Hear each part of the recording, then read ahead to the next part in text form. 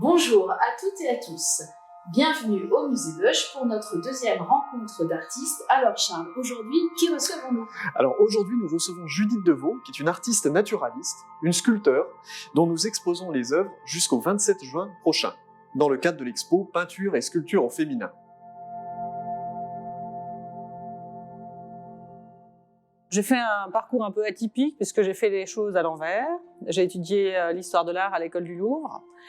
Ensuite, je suis venue à la sculpture par la pierre, puis par le modelage. J'ai fait un peu les choses à l'envers, mais l'avantage, c'est que ça m'a formé l'œil. À l'école du Louvre, j'ai eu la chance de voir les grands maîtres et d'apprendre l'humilité pour commencer.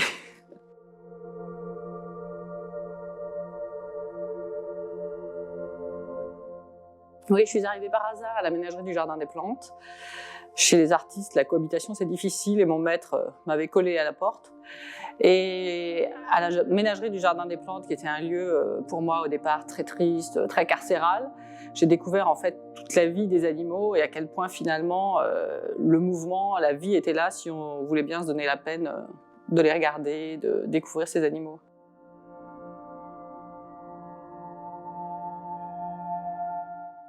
Alors, j'ai grandi avec une famille assez atypique et à 6 ans, on allait dans les coopératives bio.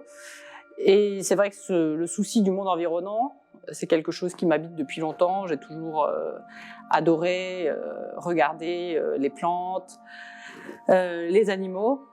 Et aujourd'hui, c'est vrai que je suis contente de continuer dans mon travail des dernières pièces avec la jonction de ces deux mondes, animal et végétal.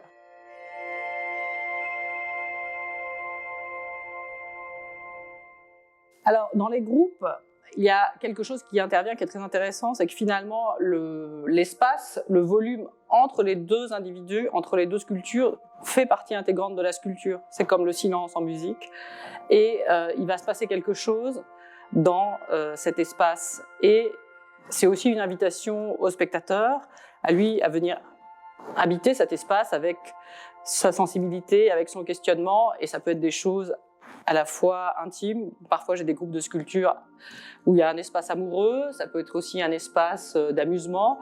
Et bien sûr, il y a tout un univers qui est Lewis Carroll et qui est une invitation au spectateur à rentrer, à venir avec son histoire, habiter mon monde.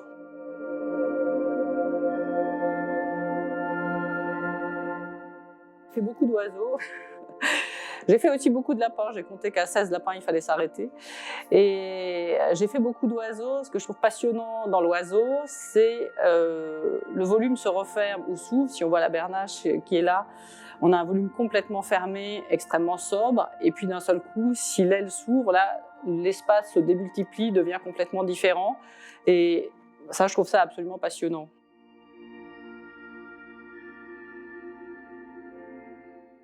Mes habitudes de travail, je suis une femme très lente, alors je tourne, je dis toujours, je fais comme un ordinateur, je tourne avec une tâche de fond et pendant que je travaille sur une pièce, comme je travaille beaucoup sur le motif, en observation, généralement, il y a un autre animal à côté qui vient et que je vois derrière mener sa vie et dont je vais m'imbiber peu à peu et qui va s'imposer comme le prochain sujet, plus que je ne le décide vraiment. Et ensuite, je vais travailler beaucoup avec des croquis, venir mettre en place à l'atelier la pièce, donc avec une armature, puis je travaille en cire, parce que c'est quelque chose qui me permet de faire des choses extrêmement précises, extrêmement fines. J'ai fait notamment beaucoup d'échassiers, ou des becs d'oiseaux extrêmement fins. Ça permet d'avoir une extrêmement grande précision. Et par ailleurs, comme je suis assez lente, c'est un matériau qui ne nécessite pas, comme la terre, d'entretien.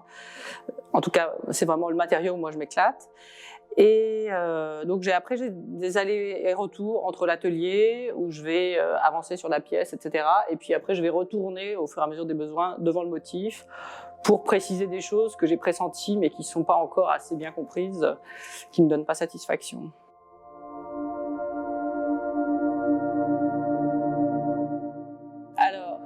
Il y a deux choses qui m'ont marqué dans ce que j'ai pu lire.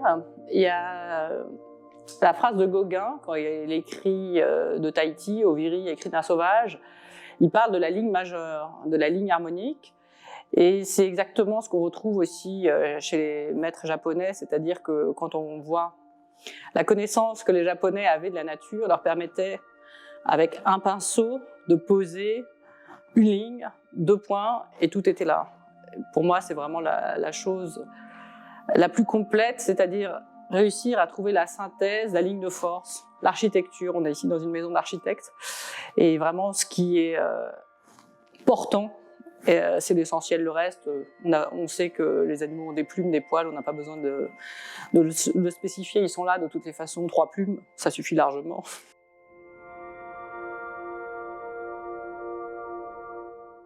Alors, Hokusai, pour moi, c'est le maître. À la fois dans la simplicité, il y a quelque chose qui m'intéresse aussi beaucoup chez les Japonais, c'est qu'il n'y a pas de différence entre les arts appliqués, les arts majeurs et les arts mineurs. Ça, c'est vraiment une spécification occidentale. Et les orientaux, les Japonais ne connaissent pas cette nuance entre artisanat d'art, art. L'or posé qui va être quelque chose là, est-ce que l'or posé, on est dans un travail artisanal, est-ce qu'on est dans un travail artistique? Ça n'existe pas, donc ça leur donne aussi une grande liberté. Et ce décloisonnement, c'est quelque chose d'assez important. Et Rodin, il y a quelque chose qui est passionnant chez lui, c'est son humilité, sa curiosité, et bon, bien sûr sa maîtrise que je ne prétends pas avoir, mais c'est vraiment un parcours d'amour, le parcours de Rodin. Il écrit sur, moi j'habite Chartres, il écrit sur le portail de Chartres, il écrit sur une déclaration d'amour aux moulures romanes, des choses qui peuvent paraître très austères comme ça.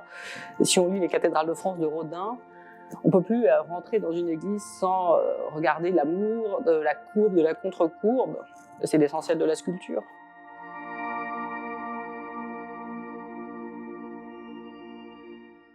Ah, ça, c'est une vraie chance parce que le sculpteur est quand même un peu solitaire dans son atelier. Et même si on se croise avec Shehzad, avec qui j'ai le plaisir d'exposer aujourd'hui,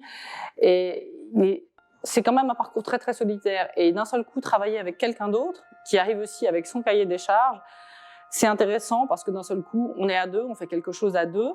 Et si parfois, c'est aussi l'occasion de sortir un peu de nos sentiers de confort, de nos sentiers battus, d'être amené à aborder des sujets vers lesquels on ne serait pas forcément allé. Et puis, c'est quand même une grande chance de travailler avec ces gens-là qui sont quand même le fleuron du savoir-faire français.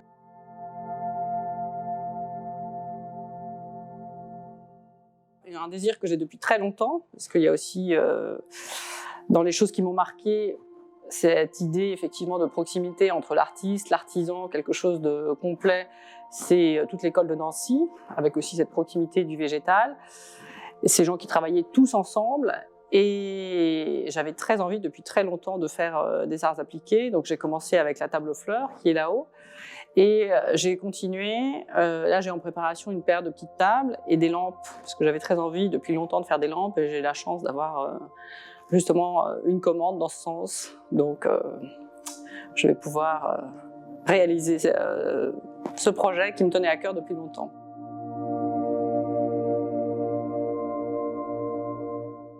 Alors, je suis née en 70, donc je suis contemporaine.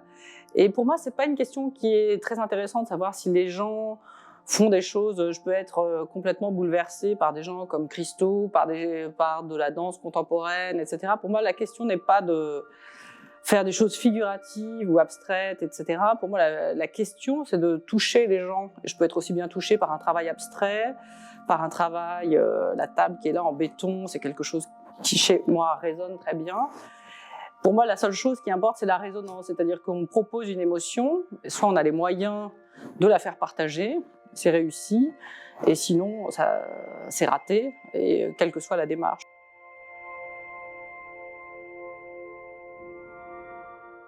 Il me paraît important quand même de réussir à ouvrir les espaces, notamment de culture, parce que je trouve complètement délirant qu'on puisse ouvrir des supermarchés où on se presse les uns contre les autres, où on ne puisse pas ouvrir des espaces culturels. On a absolument besoin d'être nourri culturellement. Donc pour moi, c'est déjà une aberration totale de fermer les lieux culturels. Et au contraire, les gens, je pense, ont vraiment un vrai besoin, avec ce qui se passe, de retrouver les essentiels Et on le voit vraiment parce que les gens ont vraiment un vrai désir de revenir au musée, de retourner vers les galeries. Il y a quand même une vraie demande. Et ça, je trouve ça formidable de voir que le public est au rendez-vous et attend.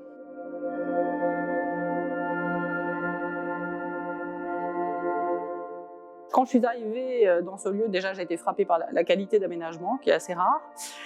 Et ce que je trouve passionnant ici, c'est le dedans-dehors, c'est-à-dire qu'on a vraiment une grande ouverture sur la mer, ça c'est extraordinaire. J'ai ma bernache là qui peut dialoguer avec les bernaches qu'on voit par la fenêtre. Ça c'est une vraie chance et c'est aussi... J'aime les idées d'ouverture, que voilà, ce qui est dehors peut aller dedans. L'art animalier, il arrive du dehors, il arrive du dedans. Il est là aussi pour interroger notre regard sur le dehors. Quel est notre rapport au dehors, à l'environnement? Et plastiquement, j'aime l'idée que les sculptures puissent aller aussi bien dehors. Donc l'idée de cette ouverture comme ça sur la mer, pour moi, c'est vraiment un lieu, une merveilleuse invitation.